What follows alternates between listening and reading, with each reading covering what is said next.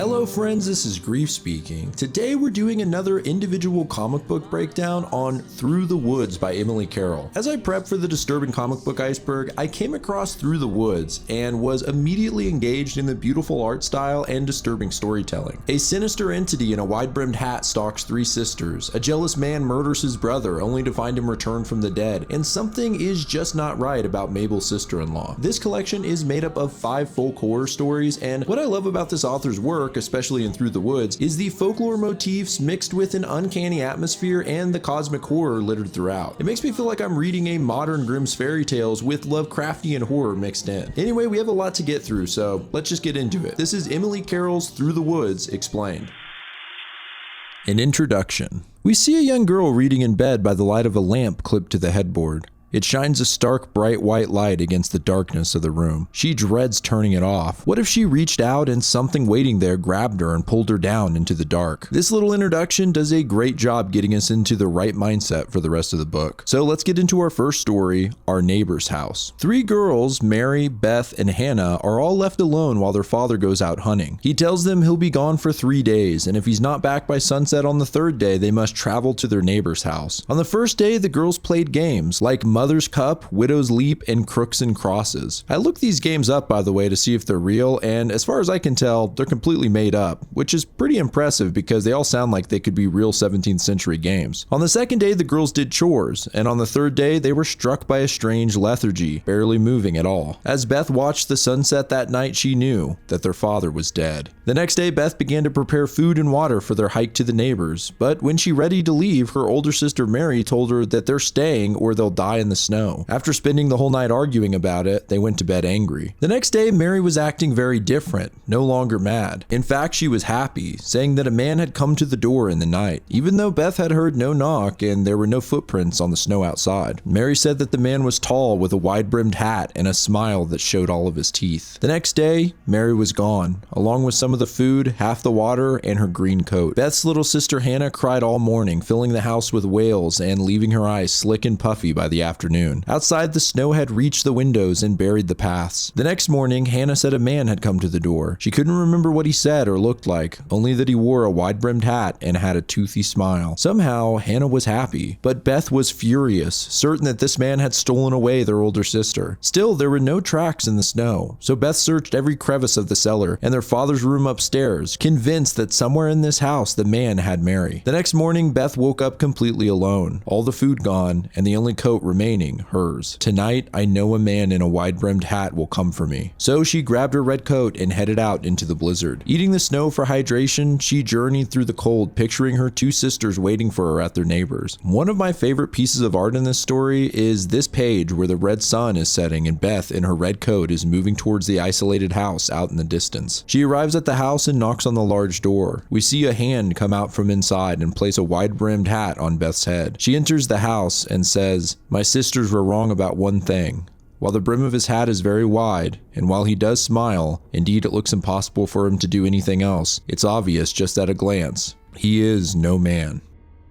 The next story is called A Lady's Hands Are Cold. There was a girl and there was a man, and there was the girl's father who said, "You will marry this man." The newlywed woman made her way to an isolated, wide, white manor, her new home. She found the manor to feel cold and empty. Her room was filled with flowers, and the handmaids wove flowers into her hair as well. They dressed her in blue silks with a scarlet ribbon around her throat. Later, she dined with her groom at a long table. There's some disturbing images here as the man eats his bloody steak with a creepy smile. At the same time, the girl's cheeks are rosy red, and the color connection between the two is unsettling for some reason. That night, the girl was awoken by a soft, sad song echoing through the house with eerie words. "I married my love in the springtime, but by summer he locked me away. He'd murdered me dead by the autumn, and by winter I was naught but decay." The girl got out of bed to find out who was singing this song as it continued. "It's cold where I am and so lonely, but in loneliness I will remain, unloved, unavenged, and forgotten until I am whole once again." As the song ended, the girl found that it seemed to be coming from inside of the walls. The next day, the handmaids dressed the girl in velvety reds and gold, and she spent the afternoon in the gardens. "What was that singing I heard last night?" she asked one of the servants. The handmaid replied, that she didn't know, but her hands began to shake as she answered. Perhaps it was a dream, she concluded. However, that night the singing started again, this time coming from the floor. It continued each night after, bleeding through the halls of the girl's new home. It seeped from the floors, the walls, the stairs, the ceilings, from the house's very bones. Then, this haunting song seemed to settle into the girl's bones, until her insides were clotted with cold heartache. Then one day her husband went out on a hunt. He left her with a kiss on the cheek and a necklace that choked her with a deep red ruby. She went back inside, dismissed her handmaids, and picked up a hatchet. She stood in the tall blue hallway, staring at the walls. Finally, she began to break the wall open with the hatchet, and inside the wall she found a pair of severed hands, cold and fragile. The girl made a cradle with her skirt and kept the hands in it. Next, she found a leg in the hallway floors, then 2 arms linked at the elbows beneath a portrait. There was a foot under the chest of flowers, and a torso wrapped in a stained gray gown under the stairs. Finally, she found a head. It had white eyes and gray hair with lips as thin as paper. As she held the head in her hands, it began to sing the familiar eerie song. The girl brought every piece of the corpse to her husband's room and arranged the limbs on the floor, binding them together with red ribbon. Suddenly, the dead woman spoke. She touched the girl's hands, saying, "Your hands are so warm, and your soft skin so fair. Did you know, little one, that's my necklace you wear? And my bed that you sleep in, my mansion, my lands? I gave my love everything, and he cut off my hands. Do you think he loves you now? Think you've usurped my role? When I've torn you to pieces, girl, then I'll be whole." The corpse woman pulled the necklace off the girl's neck, and she ran from the mansion, through the garden, and past her husband who was returning from his hunt. She ran, though the corpse didn't chase her. Only her husband did, calling after her. Still, she kept running all the way down the low, lonely road. The final page mirrors the first. There was a girl, and there was a man, and there was a lady with cold hands. We see the bride no longer has her rosy warm cheeks and hands. Instead, they're cold and blue.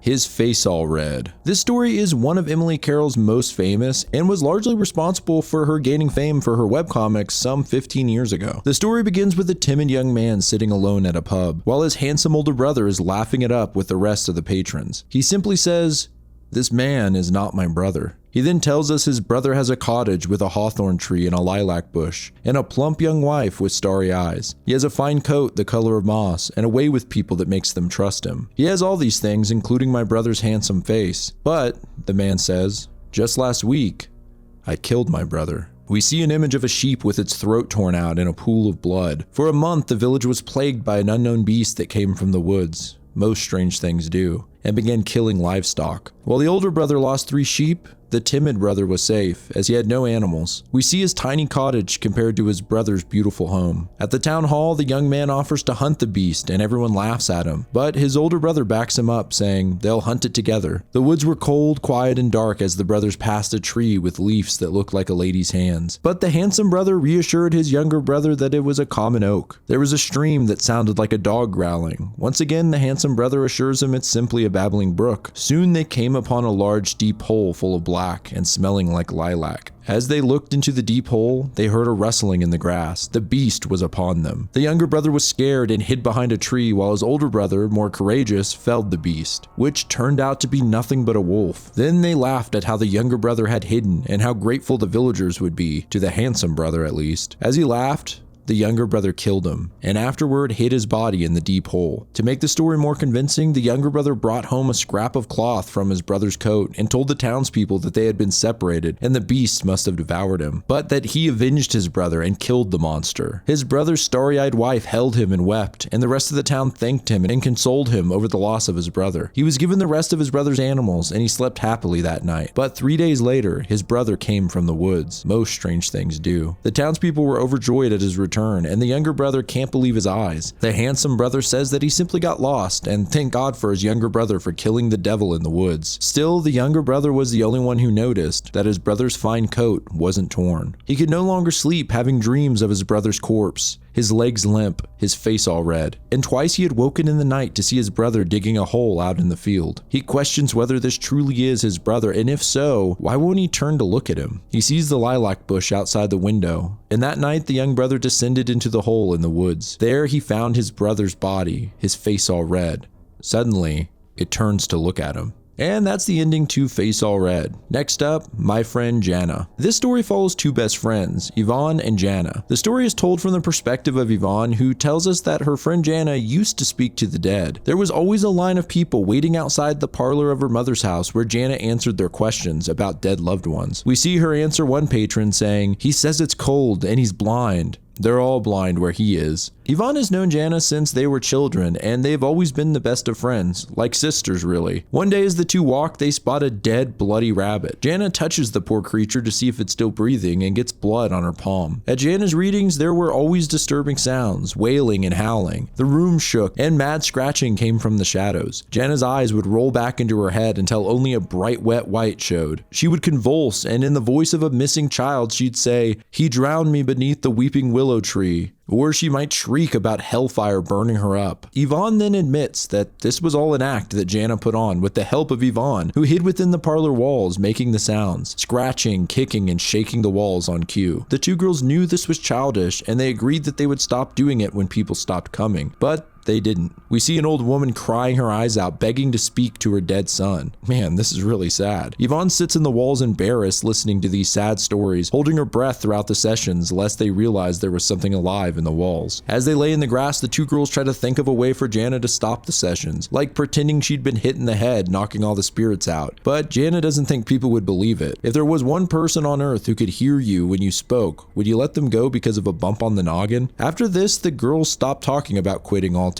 This next page is similar to the first, only instead of Yvonne saying that her best friend can talk to the dead, she says that her best friend is haunted, and we can see a white translucent figure behind her. Ironically, only Yvonne can see the entity, not Janna. She says it has a heartbeat, she thinks. Its insides pulse and catch fire like branches of a tree lit up by lightning. But this is rare. Most of the time, it exudes a terrible chill. The worst part is Yvonne doesn't know how to tell her it's there. At this point, Janna doesn't even want to do the readings anymore. Instead, she spends all day writing, and all she writes is nonsense. We see a few pages of Janna's notebook, which are pretty cool and really creepy, with bizarre drawings and strange, unworldly descriptions of her dreams. In one dream, she's on a boat rocking in a black sea, a stone caught in her throat that she chokes on. Yvonne is disturbed by the image of Janna having these dreams while the ghost stays hovering over her, pulsing red. Janna's attitude has drastically changed, and she gets irritated easily with Yvonne. But she's still afraid to tell Janna about the spirit latched onto her for fear that she would think Yvonne was making it up or trying to seem special. So eventually, Yvonne just leaves Janna alone. Then one night, Yvonne's sister wakes her up, saying that Janna is asking for her at the window. Yvonne says it's too late and tries to get back to sleep. When her sister tells Janna this, she replies with a strange voice saying, "I'll come back some night when she's rested and awake. I'll come back." Not able to sleep after this, Yvonne takes a lantern and walks over to Janna's house. She spots her standing in a room with a ghostly mist surrounding her. Yvonne calls up to her, and Janna turns around, her eyes full of tears and the strange mist coming out of her eyes and mouth. At that moment, the lantern goes out, and the spirit coming out of Janna's face suddenly pulses red and grabs her. Yvonne runs into the house and up the stairs to get to her friend. Suddenly, she remembers the dead rabbit they found, how Janna touched the dead thing, but she was afraid to.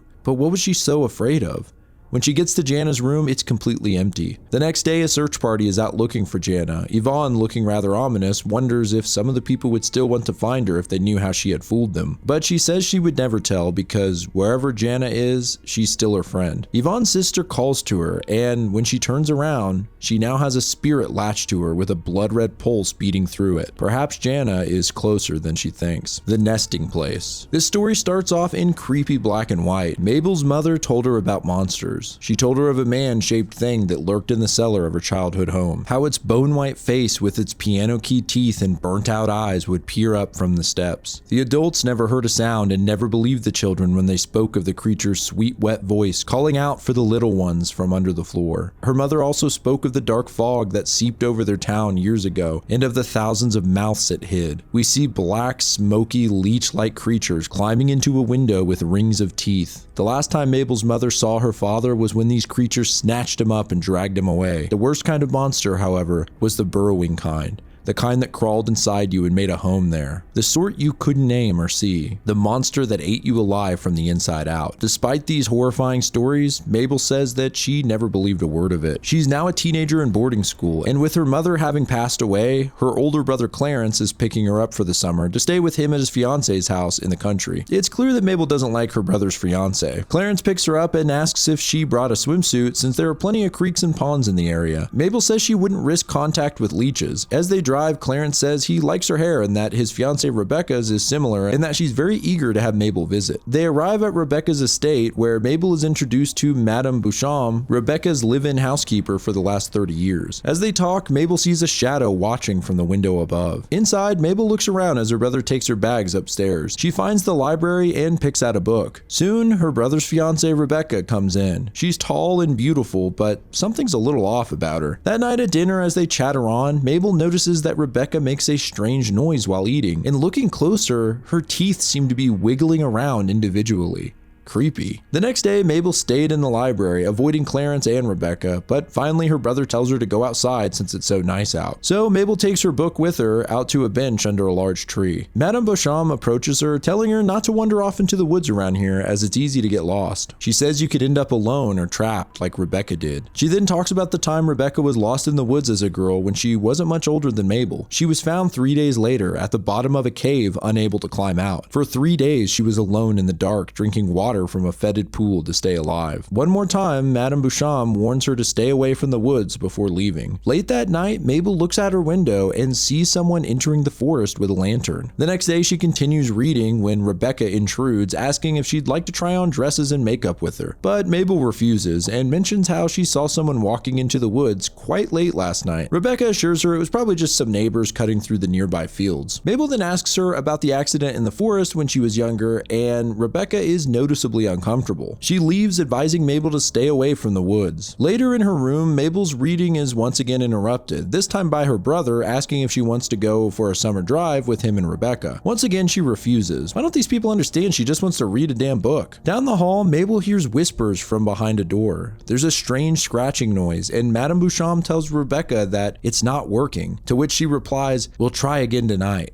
Okay. That night, Mabel doesn't come down for dinner, and Madame Beauchamp brings the food to her room. When she does, Mabel notices something sickening. On Beauchamp's arm, there are dozens of tiny bloody holes. It's pretty disturbing and kind of reminds me of the Junji Ito story Shiver. Mabel asks her what the hell happened, and the woman says it's nothing, just a scratch, before leaving. That night, Mabel dreamed of teeth, the ones belonging to the leech creatures that her mother told her about. Waking up from this nightmare, Mabel walks into the hall and hears the strange scratching noise again. She follows it to Madame Beauchamp's room and speaks her name. The lady opens her door, now looking pale white with sunken eyes and saggy skin. She says nothing, and Mabel is rightfully freaked out, heading back to bed. The next morning, Rebecca informs them that Madame Beauchamp left early due to a sudden family tragedy, even though Clarence says he didn't even know she had family in the area. And Mabel is clearly suspicious as hell. Rebecca says that she can do the cooking and plans on making tarte au sucre for dessert. Mabel mentions that this was their mom's favorite dish, and her brother says that that's where he got the recipe that he passed on to Rebecca. It's kind of sad because Mabel kind of perks up when she mentions her mom and then goes right back to a sourpuss as the brother mentions Rebecca. Mabel decides to go on a walk outside and sure enough begins to wander into the woods. She comes upon the mouth of a cave. As she enters, we see a flashback of Rebecca doing the exact same thing side by side. Mabel trips and falls into the darkness below. She pulls herself up and sees a light in the dark nearby and a voice. A woman walks ahead deeper into the cave saying, There, I know, mommy knows. We've had company and it's been difficult to come see you." The woman says she's going to make a new home for her little ones. As the woman sits down near a pool, she mentions how big her babies are getting. Mabel approaches, recognizing the voice as Rebecca's. She calls out to her and the woman turns her head, revealing a true nightmare. Rebecca's face has red, worm-like creatures pouring out of it from every orifice, including the backs of her eyes. It's a frightening image to say the least. Mabel begins to run away and trips again. In the distance, she hears her brother calling her name and she cries out to him, but the creature grabs hold of her, wrapping its stretched fingers around Mabel's mouth. She passes out and has a brief dream of her mother before waking up in bed, Clarence sitting by her side. She tries to remember what happened when Rebecca enters the room. Mabel screams, telling her brother not to let this monster near her. She explains that Rebecca's face came apart into red worms, and Rebecca looks really uncomfortable at the accusations. Finally, Clarence asks Rebecca to leave and tries to talk with Mabel, asking her if she can please try to understand that the loss of their mom has been hard on them as well. Finally, Mabel just breaks down into tears. She says she tried to understand why their mom got sick. She tried to understand why the medicine wasn't working, or why her brother was spending so much more time with some girl than his family. So she's done trying to understand. She just wants to leave. Her brother leaves the room to go call a doctor, and Rebecca enters and sits on the bed. Mabel just calmly asks,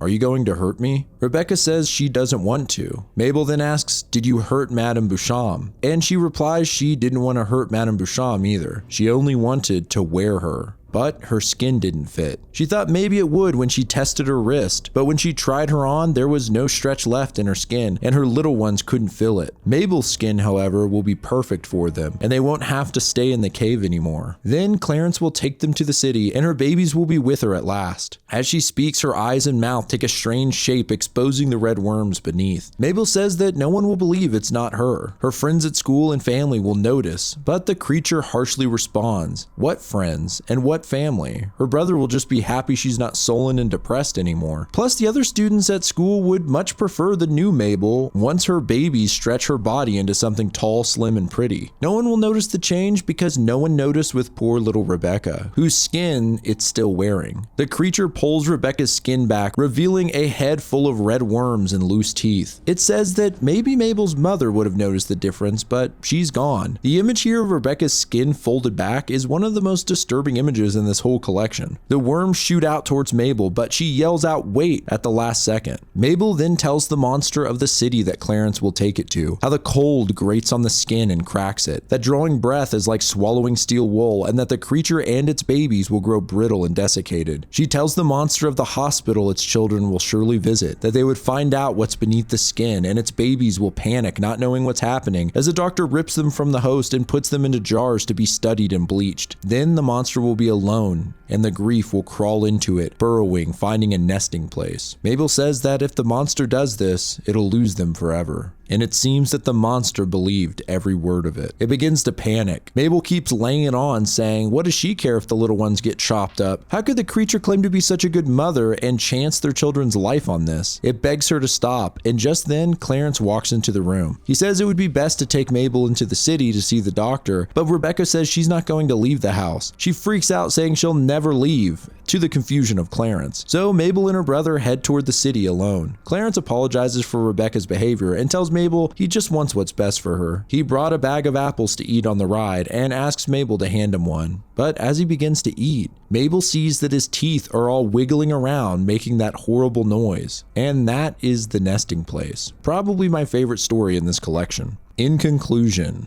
there once was a girl who lived at the edge of a deep, dense forest. Before she left her mother's house, her father told her not to linger in the woods and to travel quickly as there are wolves in the dark. It's worth noting that this is the same girl from the introduction. Now she's donned a red coat like Little Red Riding Hood and traveled through the woods as the sun set. She hopped moonlit streams and took in the scent of pale night flowers. It was a fine, fine night and a good, good walk. After she arrived at her mother's house, her mother embraced her, kissed her, and sent her to bed. As she lay in bed, she said, "What a fine night and a good walk. I knew the wolf wouldn't find me." But outside of her window we see glowing eyes and fangs. The creature then speaks, saying, "You must travel through the woods again and again, and you must be lucky to avoid the wolf every time. But the wolf only needs enough luck to find you once." What haunting eyes and even more haunting words to end this collection on.